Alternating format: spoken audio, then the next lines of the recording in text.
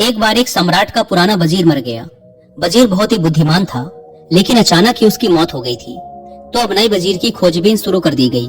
साम्राज्य बहुत बड़ा था, इसीलिए उसे संभालने के लिए एक बहुत ही बुद्धिमान और दूर की सोच रखने वाले वजीर का होना भी बहुत ही जरूरी था।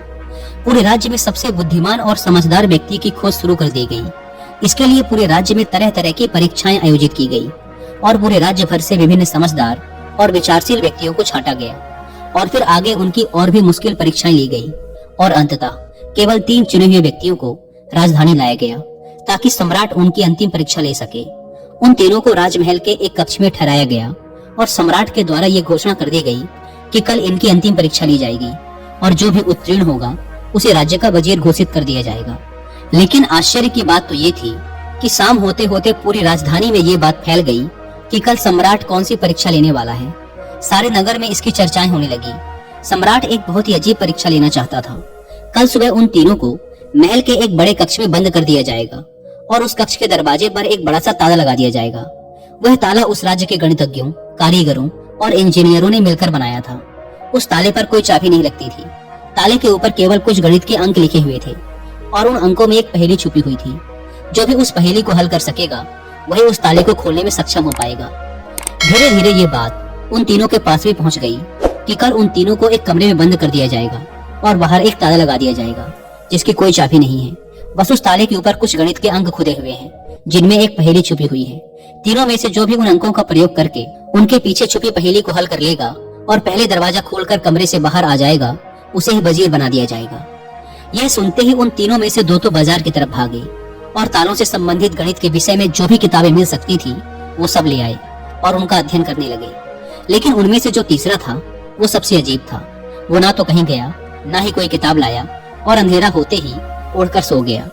बाकी 2 ने सोचा कि शायद डर के मारे इसने परीक्षा में ना बैठने का निर्णय कर लिया है या शायद इसे भरोसा नहीं है कि जो खबर उड़ी है वो सही है। लेकिन फिर भी उन्होंने कोई भी मौका छोड़ना ठीक न समझा, क्योंकि ये पूरी जिंदगी में सिर्फ एक बार मिलने वाला मौका था। वो रात भर किताबें पढ़ते रहे। तालों के विज्ञान से संबंधित जो भी साहित्य उन्हें मिला वो सब उन्होंने पढ़ डाला। सुबह हुई तो वो तीसरा व्यक्ति सोकर उठा और उन तीनों को सम्राट के समक्ष प्रस्तुत किया गया। वहां उन्हें पता चला कि जो अफवाह उड़ी थी वो सत्य थी।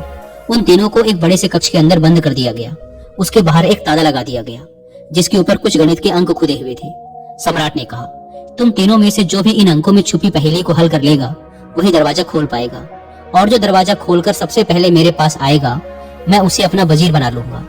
मैं तुम तीनों का बाहर इंतजार करता हूँ। इतना कहकर सम्राट वहां से चला गया। वो 2 व्यक्ति जिन्होंने रात भर पढ़ाई की थी अपने वस्त्रों में कुछ किताबें छिपाकर ले आए थे। दरवाजा बंद होते ही उन्होंने वो किताबें बाहर निकाली और ताले पर लिखे नंबरों को एक कागज पर लिखकर उनके हल खोजने शुरू कर दिए। लेकिन जो वो तीसरा व्यक्ति था उसने कुछ ना किया। वह अपनी आंखें बंद करके कमरे के एक कोने पर शांति से बैठ गया। उसे बैठा देखकर वो दोनों हंसे और तंज कसते हुए कहा, क्यों, हार मान गए क्या? कुछ करो तभी तो कुछ होगा। उन्हें लगा जैसे उसने हार मान ली है। वह डर गया है और अब वह कुछ भी प्रयास नहीं करना चाहता। लेकिन उसका मन एकदम शांत था। उसकी आंखों से स्थिरता झलक रही थी। वह परेशान नहीं मालूम पड़ता था। वह बैठा रहा। फिर अचानक उसे कुछ सूझा। वह उठकर दरवाजे के पास आया और धीरे से उसे धक्का दिया और यह क्या, दरवाजा खुल गया। वह कमरे से बाहर चला गया। लेकिन वो दोनों व्यक्ति अपनी किताबों में ही डूबे रहे। उन्हें पता भी ना चला कि वो तीसरा कमरे से बाहर जा चुका है। उन्हें तो पता ही तब चला जब सम्राट उस तीसरे व्यक्ति को लेकर अंदर आया और बोला, बंद करो अपनी ये किताबें। जिसे बाहर निकलना था वो तो कब का निकल चुका। यह देखकर वो दोनों दंग रह गए और पूछा, आखिर तुम बाहर कैसे निकले? सम्राट ने कहा, ताला तो लगाया ही नहीं गया था, क्योंकि बंद ताले को तो खोला जा सकता है, लेकिन जो ताला लगाया ही ना गया हो उसे कैसे खोलोगे? ये आदमी तुम तीनों में सबसे ज्यादा समझदार है, क्योंकि इसने समझदारी का पहला परिचय दिया।